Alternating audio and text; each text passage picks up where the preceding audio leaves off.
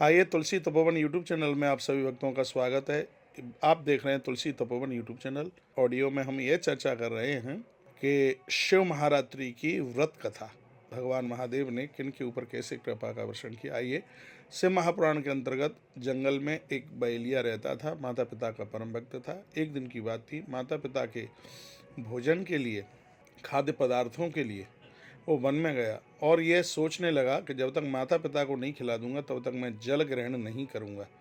एक सरोवर के पास में पहुंचा। सरोवर के किनारे उसने इधर उधर हिरण इत्यादि जीव जंतुओं को देखा, लेकिन कोई उसको नज़र नहीं आए, क्योंकि वो वहाँ सरोवर के किनारे खड़ा था। तो जितने जीव हैं उसको देख करके वो आगे आ नहीं रहे थे। ये समझ गया कि मेरे भय से नहीं आ रहे हैं, तो एक कमंडल में वह जल ले करके और ऊपर तक वह जा कर के पहुँच गया।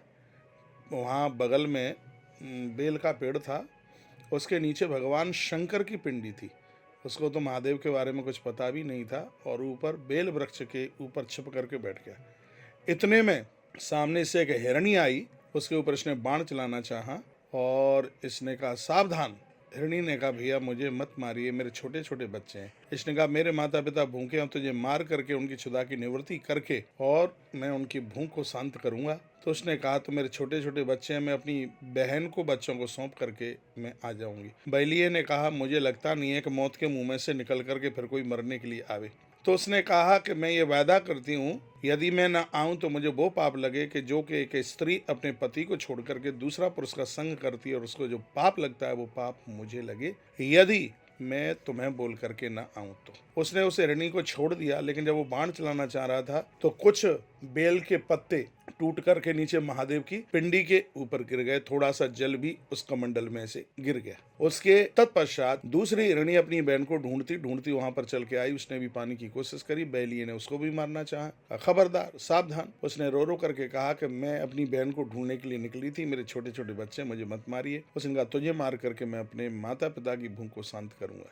रोती हुई कहती है भैया मैं अपने बच्चों को पति को सौंप करके और मैं तुम्हारे पास चल करके आ जाऊंगी। कहा मुझे लगता नहीं है। तो उसने जवाब दिया व्रत तोड़ने पर जो पाप लगता है वह पाप मुझे लगे, यदि मैं बोल करके तुम्हारे पास में चल करके ना आऊं तो। इसलिए भक्तों मैं निवेदन करना चाहूंगा कि व्रत कभी तोड़ना मत। वह चली गई। इन दोनों का पति हिरणियों को ढूंढते ढूंढते निकल करके आया और वहीं उसी सरोवर पर उसने भी पानी पीने की कोशिश करी, वाण मारने की तैयारी की उस व्याध ने, बैलिए ने। तो वह रो पड़ा। उसने कहा मुझे मत मारिए, मेरे छोटे छोटे बच्चे, मैं अपनी पत्नियों को खोजने के लिए निकला, मेरे बच्चे अनाथ हो जाएंगे। उसने वही बात कही कि तुझे मार करके मैं अपने माता पिता की भूख को मैं निवृत्त करूंगा। तब उसने कहा कि भैया मैं आ जाऊंगा अपने बच्चों को सौंप करके, तब तक इंतजार करना। कहा मैं कैसे समझूं। तो उसने कहा झूठी गवाही देने पर जो पाप लगता है वो पाप मुझे लगे, यदि मैं बोल करके ना आऊं तो। ऐसा कह करके वो चला गया। रास्ते में उसकी पत्नी और बच्चे उसको मिले। सबने अपने अपने मरने की बात कही। कहा हमें मरने के लिए जाना है, कोई किसी का विरोध नहीं करता। छोटे छोटे बच्चे थे, उन्होंने कहा नहीं हमें नहीं मरना। तो उन्होंने कहा पहले कोई अपराध हुआ तो पशु बने और अब हम ऐसी गलती नहीं करेंगे बेटा, एक बार मरना तो है ही। और वो मरने के लिए व्याध के सामने से चल करके आ गए और जैसे ही तक करके बाण चलाने की कोशिश करी तो पूरा का पूरा कमंडल पानी का लुढ़क गया, महादेव के ऊपर गिरा। ऊपर से कुछ चौथी बार बेलपत्र नीचे गिरे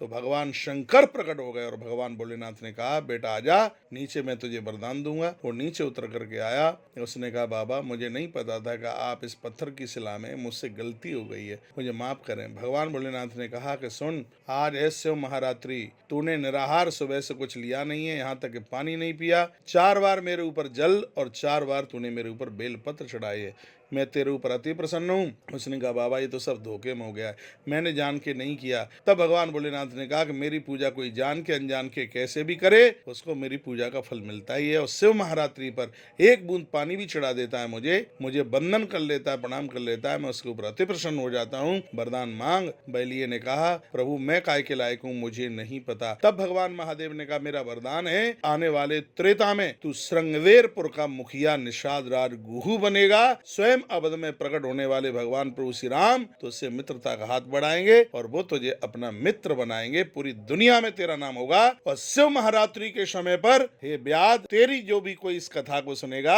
उसके मैं भंडार भर दूंगा, किसी भी चीज की कमी नहीं रहने दूंगा। ये शिव महारात्रि की व्रत कथा हमने आपको सुनाई। यदि वीडियो अच्छी लगी है तो इस वीडियो को आगे लाइक करना, शेयर करना, लोगों के पास तक पहुंचाना। तो शिव पुराण में भगवान शंकर कहते हैं, जो मेरे इस बहेलिये की, व्याध की, शिव भक्ति की इस कथा को कोई सुनेगा उसके जीवन में किसी भी प्रकार की कमी नहीं रहने दूंगा। इस वीडियो की यही दक्षिणा है वीडियो की। इसको लाइक करना, इसको शेयर करना और कमेंट बॉक्स में जाकर के एक मैसेज लिखना। बहुत बहुत धन्यवाद। अगली वीडियो हम आपको भेज रहे हैं कि भगवान शिव का शिवरात्रि के समय पर किन किन चीजों का भोग लगाना चाहिए।